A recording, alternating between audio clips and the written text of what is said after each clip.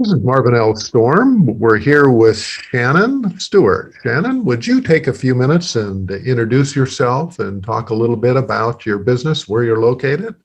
And then we'll find out a little bit more about you on a personal level and a little bit about the path that brought you to your current company and what you're doing today. Definitely. My name is Shanyn Stewart. I own Advanced Accounting. We're located in the state of Michigan. However, about 80% of our clientele are not located here. Live in a little town that I grew up in. But we are a very flat organization and have actually team members in several different states. And so we actually are full service. We do everything from tax preparation, bookkeeping, payroll, but our superpower is tax planning. We also do resolution, which means we do IRS representation. So I'm an enrolled agent, and most people don't really know the term enrolled agent because they're used to hearing the word CPA.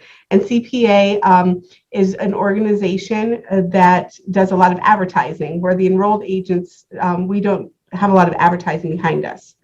But one of the things that we are is an enrolled agent is the only federally licensed tax professional who represent taxpayers before the IRS when it comes to collections, audits, and appeals. And we're actually granted unlimited practice rights to represent taxpayers before the IRS, and then are authorized to advise and represent and prepare tax returns and things of that nature. And so we are America's tax specialists from that standpoint, where a CPA is going to deal more in the finances of your financial statements and things of that nature. They may prepare your return. We actually specialize in the nuance and the ever-changing field of taxation. All right. Well, I'm sure that you had a path that led you to establishing your own firm and focusing on taxes. Give us kind of a background on, what you got your degree in and kind of the career that you had before your current company that you have. So actually, October will be 26 years. So I've been doing this for some time. And I was always a serial entrepreneur. I actually am still a serial entrepreneur. I think differently than most tax professionals. I think like an entrepreneur, and I just happen to be in this industry of taxation. And the reason that I'm in this industry is because I know that there's legal ways to mitigate taxes. And it's unfortunate that most people don't know that. And so I've kind of made it my life mission to make sure that people are educated on how to reduce their taxation. And I also hate when things are unfair. So background, going back a few years, I actually was a pastor. So I actually was for 8 years an American Baptist pastor, and I pastored a little church here in our town. And so I, would never really fit the mold. I was always bivocational. I worked for General Electric at the time, and I was one of 2 advisors that helped GE employees in financial planning and mitigation of taxation. So I actually worked for GE Capital, and I also was a pastor at the time. And then, like GE does, they decided that they weren't going to be in financial services any longer, and they just got rid of our company. And I was really floundering. And my mom at the time was working as a controller for a manufacturing company and doing taxes as well in a little town that we live in. And she said, my parents were like, just come home.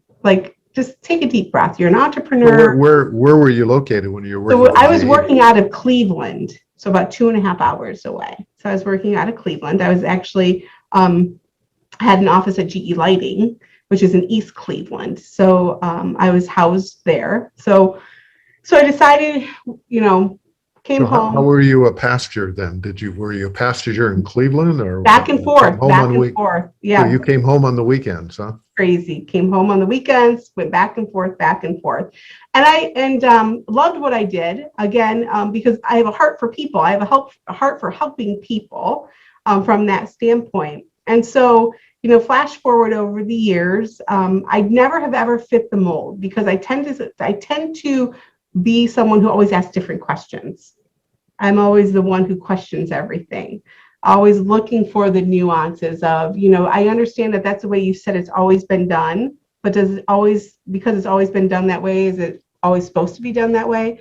So it has kind of led to this creation of our consulting side of our business where, I'm working with clients to do that proactive tax planning because I'm helping them ask different questions and helping them to really uncover the things that are important to them about their business and how can they legally mitigate and reduce their taxation using the IRS code to its fullest. And so, 26 years in the making is brought us to this point where our superpower is at tax planning. And then I also like the representation side of my business as well, representing people before the IRS, because I hate when people get a raw deal. And so representing people before the IRS helps give a voice to that underdog oftentimes to help them, number one, to get into compliance and stay in compliance from an IRS standpoint, understanding how to audit proof themselves, but then also if they do find themselves in a mess, that we're able to actually go in and help them to be in a better place on the other end of it.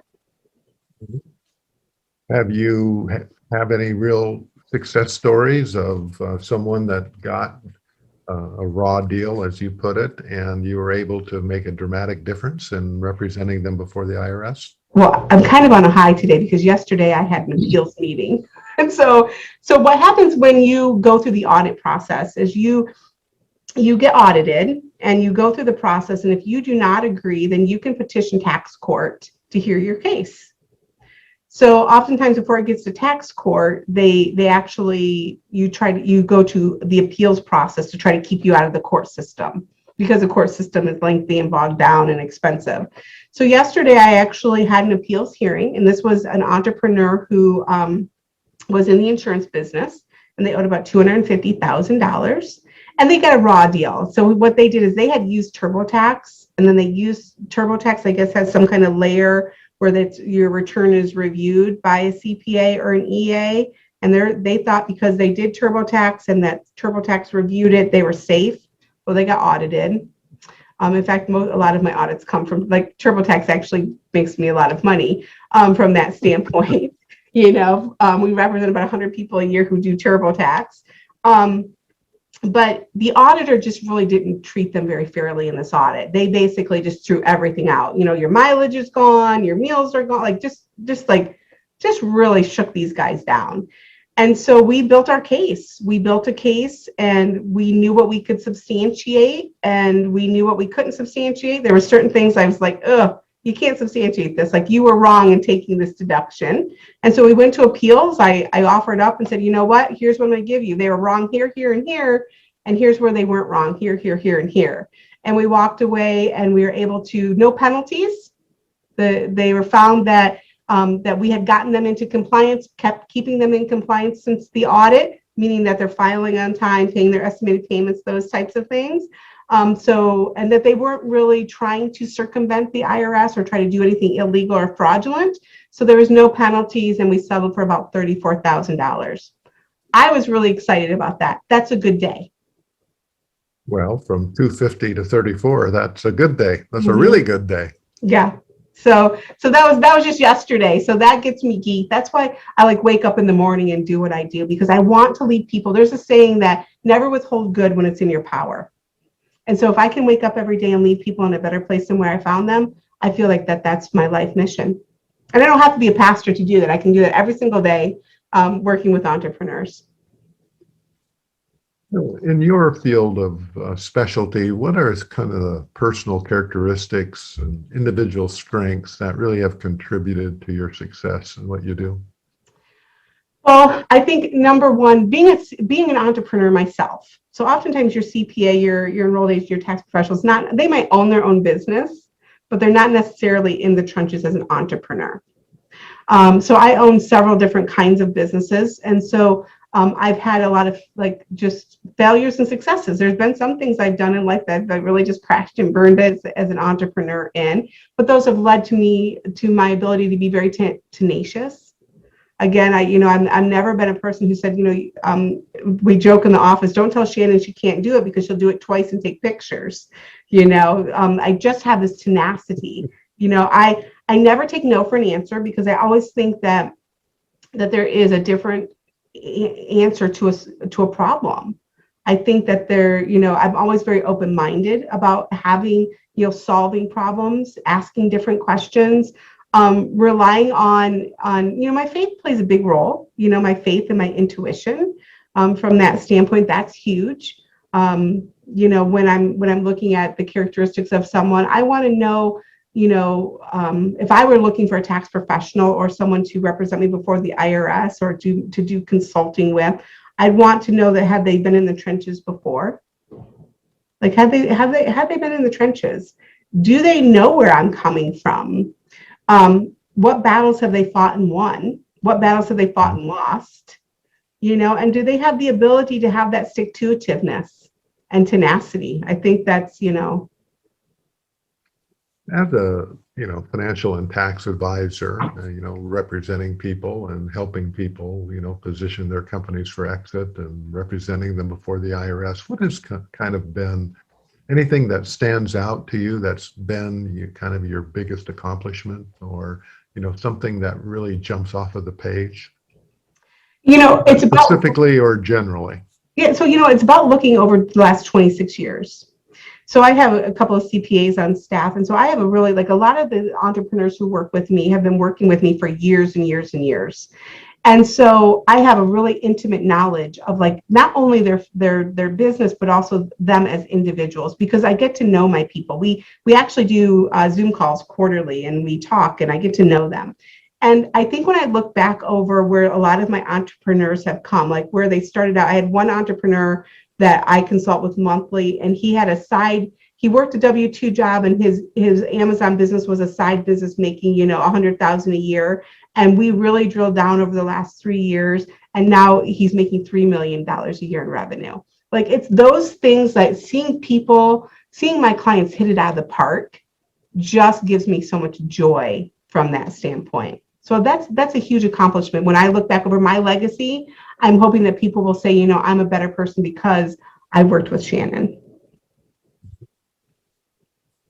On the converse, do you, when you get involved, I know that you've mentioned a couple of things that you do, from accounting to tax and exit planning to, what other types of services do you get involved in valuing a company? Or, you mentioned consulting several times. Kind of share with us and our audience here a little bit about, kind of the scope of your services. So we try to be very holistic from that standpoint. So I don't do business valuations. We'll always outsource to experts when we do not have the team to actually bring that expert advice. But oftentimes I'll work with entrepreneurs in a consulting role. We call it kind of a fractional CFO role to help them grow and manage their business. So we'll work with them on a quarterly. Oftentimes we'll work on a monthly basis to talk about how to know your numbers. A lot of entrepreneurs think that accounting and the financial side of it is usually the last thing they think about. So we teach individuals how to know their numbers, understand their marketing, understand their cost per acquisition of a client, that type of thing, so that they can actually focus in. And I always tell my clients, oftentimes we're doing $100 work, and when I'm working with them, I want them to start to think that they should be only doing the $10,000 an hour work. And so to really get laser focused on what it is to be a successful entrepreneur and where your focus should be. It shouldn't be, I go through an exercise every quarter, and I list 100 things that I'm doing that I shouldn't be doing, because I don't know. I tend to be a little bit of a control person. So I'll realize that I'm walking out to get the mail. I shouldn't be checking the mail. That's not my job. I have staff. I shouldn't be checking all the messages and things of that nature. To refocus when we're working from a concierge CFO, fractional CFO standpoint, to help entrepreneurs see their role differently so that they can focus on those things that are going to get them to the next level, to get them to the next value, get them a higher valuation, that type of thing. Right. So let's take a look. You've talked a little bit about some of your accomplishments, and from $250 to $34,000 in reduced taxes. Kind of what have been some of your biggest learning experiences? You mentioned that you're an entrepreneur at heart, and that you had situations don't work out sometimes. What's kind of been the biggest, stumble or mistake that you've made that you've learned the most from? I think number one is trying to take people someplace where they don't necessarily want to go. Because not everyone, some people are just happy with status quo. And I think that's been my biggest thing, is that having discernment to see when someone really isn't buying into the planning technique, isn't buying into certain things. Like for instance, if an entrepreneur that I'm working with and I'm trying to audit proof them, because that's kind of always just kind of wrapped into everything that we're doing by just my nature of how my brain works. If we're talking about trying to audit proof someone and someone is not willing to do basic things, then they may not be a right fit for me. And getting to the point in my career where I only work with people who are the right fit. So that's been the biggest thing. And not everyone's going to fit. Not everyone's going to resonate. Some people still they believe that they can walk outside the line with the IRS and get away with it. And we don't live in that world. That's not the world we live in. And maybe years ago when it was more of a cash side business and it wasn't so artificial intelligence and things of that nature, we had the ability to maybe walk in the gray, but we live in a black and white world, especially when it comes to the IRS and some of their artificial intelligence and things. And knowing when one of my entrepreneurs doesn't want to do the right thing, and being able to say to them, I'm sorry, you're not doing the right thing, and so I can no longer work with you. So. Well, that's very insightful. If you had to list 2 or 3 things that are important qualities that someone should be looking for in a fractional CFO or tax advisor or someone to represent them with the IRS, what should they look for? Well, number one, again, licensure. Make sure that they're licensed, CPA or enrolled agent or a tax attorney. So we want to look at that first. Get references, get referrals of people that your friends and your entrepreneurial friends are working with.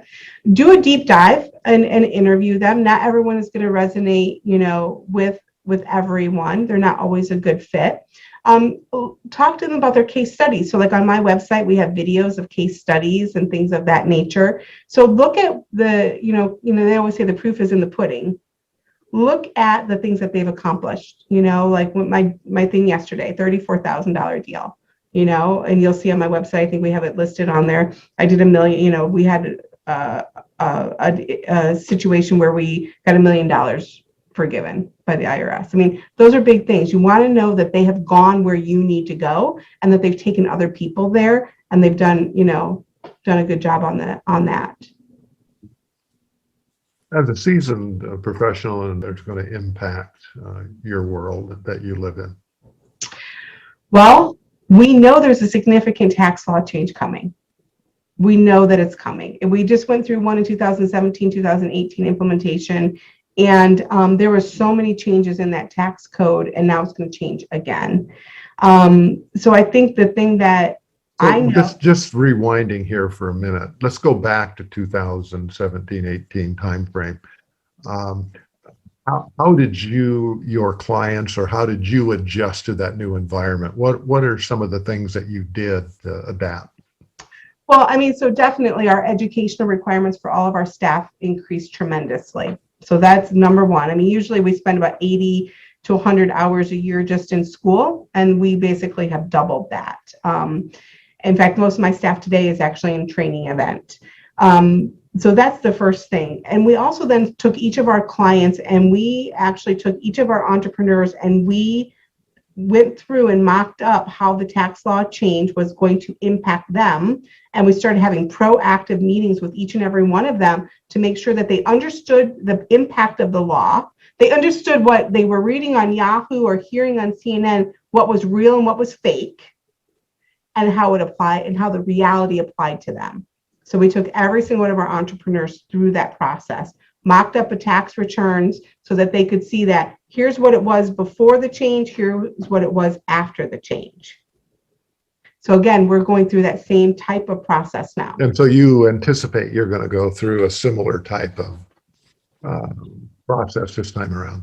Yeah, exactly. I don't see any way around it. I mean, especially when we're talking about, now it's even more critical than ever that if one of my entrepreneurs is looking at selling after this tax law change, that we have foreknowledge so that we can start to actually pre-plan, even, planning becomes even more critical. We pumped a lot of money out and someone has to pay for it.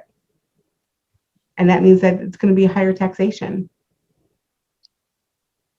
When you look back now, after 26 years and doing what you're doing, if you had to talk to your 30-year-old self, what advice would you give that person?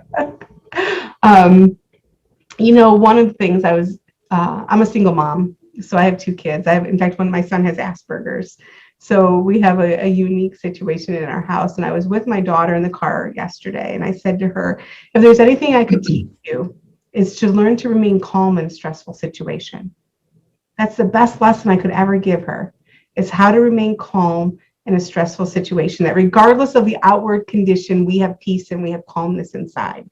Because I deal with people, and my son works in my office, my daughter works here as well, and we meet people every day that are coming here because a lot of times they have, they're at the end of their rope. They don't know the answer, they don't know the questions to ask, and we're in a situation where they're coming to us to bring peace, to bring order to chaos.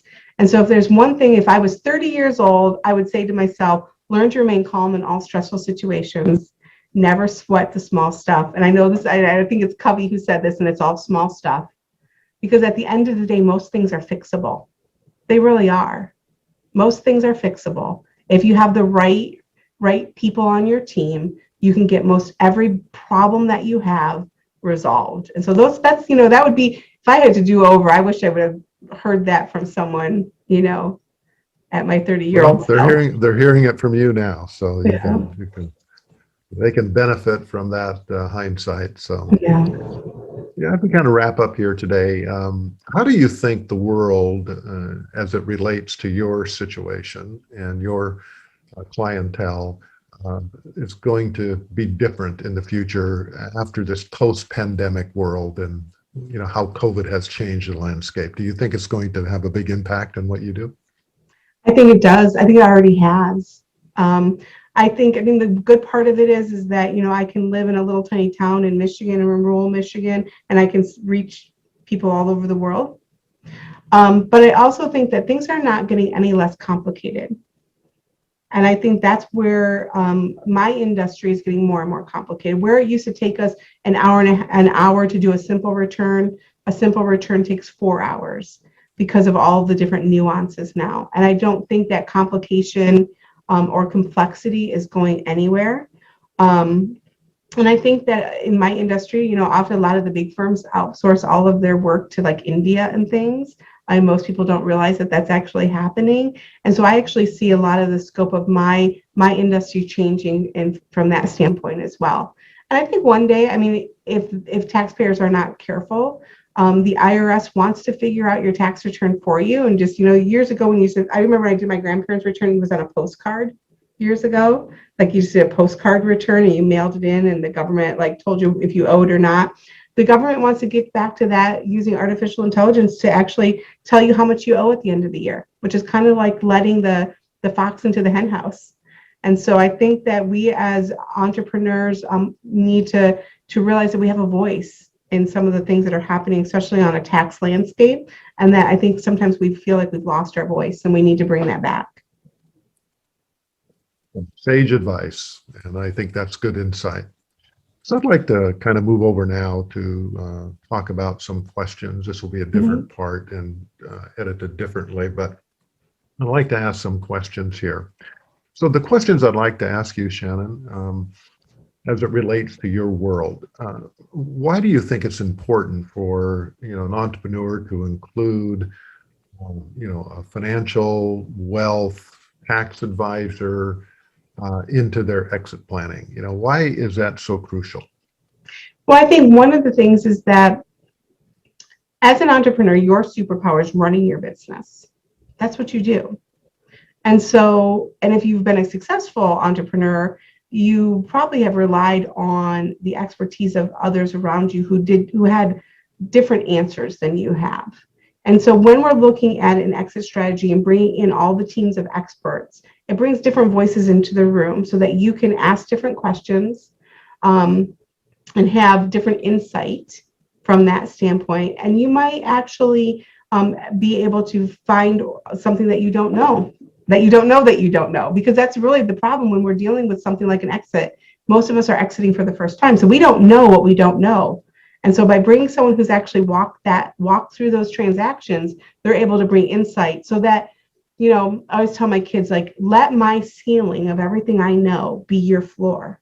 So if you find an expert and you bring them into your sphere of this transaction, their knowledge base becomes their ceiling, what they've accomplished becomes your floor, so that you can actually use all of their wisdom and all of their knowledge to have a smooth transaction.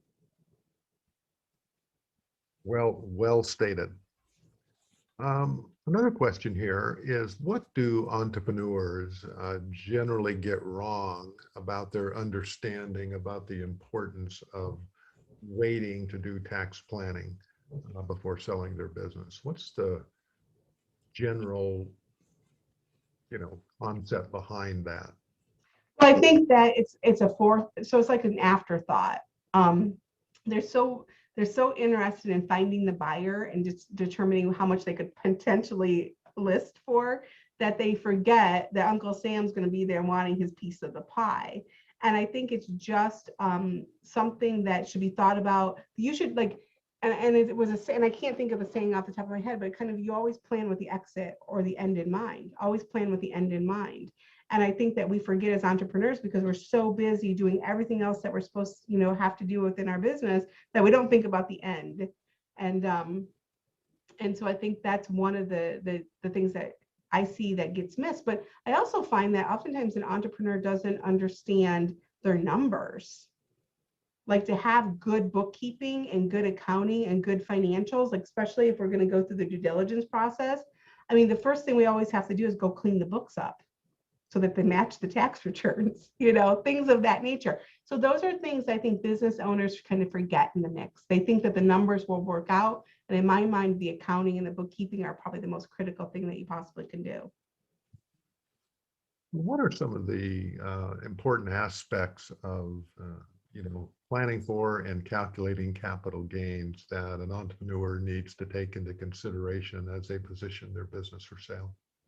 Well, so the anatomy of a deal, it's not just about capital gains. So capital gains, we have to understand what our basis is, or our adjusted basis, or our accumulated basis. So anything that we have, any cash or anything that we've contributed to the overall business structure becomes our basis. And anything that we've added, like if it's a building, like leasehold improvements and so forth. But then capital gains is one nuance of it. Another nuance is also from the standpoint of understanding what the net investment income tax is, because oftentimes entrepreneurs, they're like, well, I have capital gains, but what is this other line here, that this net investment income tax? What does that mean? So, understanding that piece of it, but also understanding that if they've depreciated assets, they've got to recapture them at ordinary income tax. So there's different anatomies of the taxation of a deal that an entrepreneur just thinks, well, I'm just going to pay 20%. You're not going to just pay 20%. You could pay a lot more than 20%. So, you understanding the anatomy of the taxation of a deal is really important. And so when we work with individuals, we're like, okay, give me your last year's tax return, your depreciation schedules, and we start mocking up what the worst case scenario looks like before we even do any planning from that standpoint. Well, thank you very much for taking time to answer these questions for us here today, Shanyn. So this is Marvin L. Storm, and we'll see you on more questions in the future and our next episode.